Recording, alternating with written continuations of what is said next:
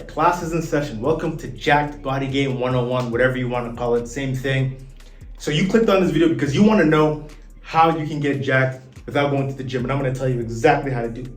So, but before I get into that story on how I build muscle without going to the gym, make sure you click that, can't even talk today, I'm already getting ahead of myself. Make sure you click that link in the description if you want to book a one-on-one coaching call, if you're looking to get in the best shape of your life and you need a custom plan for that. I'm the guy for that. I can help you with that. Hit that link in the description and I'll be happy to working with you soon.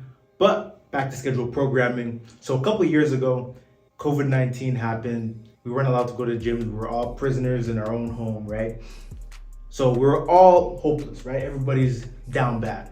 I know I certainly was. So pretty much what I did was, I was going online, I was researching calisthenics, bodyweight workouts, right? And what I did was I used to go to a park near my house and I would work out there, right? And that's what actually got me into calisthenics. That's why I do like a hybrid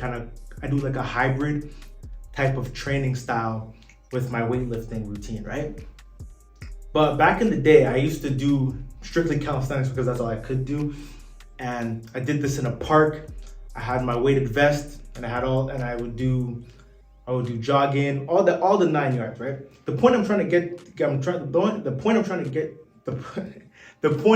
get to with this video is that you can do calisthenics, body weight stuff instead of going to the gym and lifting weights, right? But I just want to encourage you to do like a hybrid style of both because I feel like that's the best way to do it. But I assume if you're watching this video, you probably just want to go calisthenics route, which is perfectly fine. That's why I'm here to tell you how exactly we're gonna do it. So we're gonna get into how you can build a pretty nice physique with calisthenics alone, right? So one thing you gotta understand about this concept though, is that you gotta make sure you're living in a place where it's warm, right? And you wanna make sure you have a park. You know what I'm saying? So if it's not really warm where you live, you might struggle with this. It depends. Like if you live in a place where, for example, like me, I live in Canada. So 5 months out of the year, it's like winter. And then 5 months is like, what do you call it?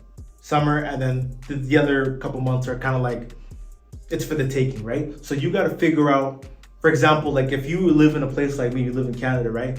You probably got to work out like body weight calisthenics when it's warm. And then when it's winter, you gotta do like maybe get a gym membership or something like that, or switch to indoor calisthenics.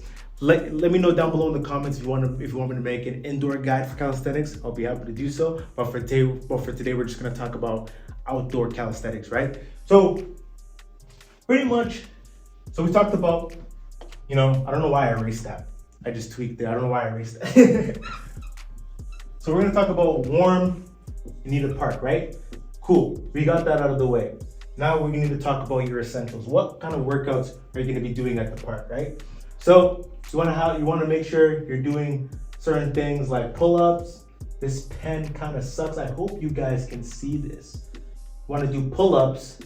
You wanna be doing your dips, essentials, and push-ups. So those are like your essential movements, basic movements, right? And so the key to all of this though is that you are progressive overload, right? So you want to make sure you're progressive overloading. For those of you that don't know, what progressive overload is making sure that you are increasing the intensity of your workouts each time, making sure that you're pushing yourself each time you're in the gym, right? So with that being said, in order to avoid like plateaus with calisthenics, you want to make sure you're progressively overloading every time. So the way you would progressively overload, for example, let's say your pull-ups, right?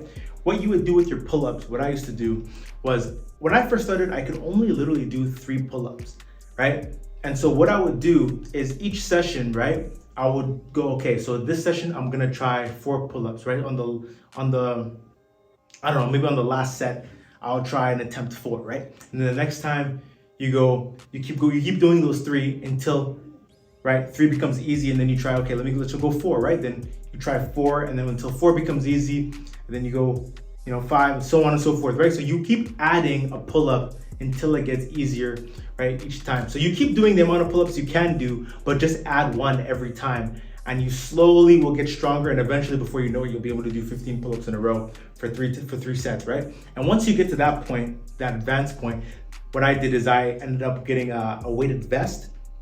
And what the weighted vest did was it helped me progressively overload because it made the workouts harder, right? And you can buy a weighted vest on Amazon for pretty cheap. I think they go for like $30 to $50. So yeah, that's what I did. I bought a weighted vest. And what the nice thing about the weighted vest is that they have like weights in the vest, right? And you can adjust them based on your skill level so that you can continue to progressively overload or modify or increase the intensity of your workout, right? So that's pretty cheat code right there. So make sure you get a weighted vest, a little bit of investment, but not much, right? Certainly less than a gym membership, am I right? But yeah, make sure you get that weighted vest and you progressively overload, right? So now that we got that out of the way, let's talk about diet, right? So you want to make sure you're eating in a surplus, right? So you want to make sure you're eating in a surplus if you're someone who's trying to gain muscle, right? If you're trying to lose weight, then you want to be in a deficit, right? So you want to, and you can calculate this on Google, right? So type in your weight and height and how much you, type in your weight and height, and it will tell you how much you need to eat in order to gain or lose, right? And with that being said, no matter what, if you're in a surplus or deficit, you want to make sure you are eating 1 gram of protein per body weight.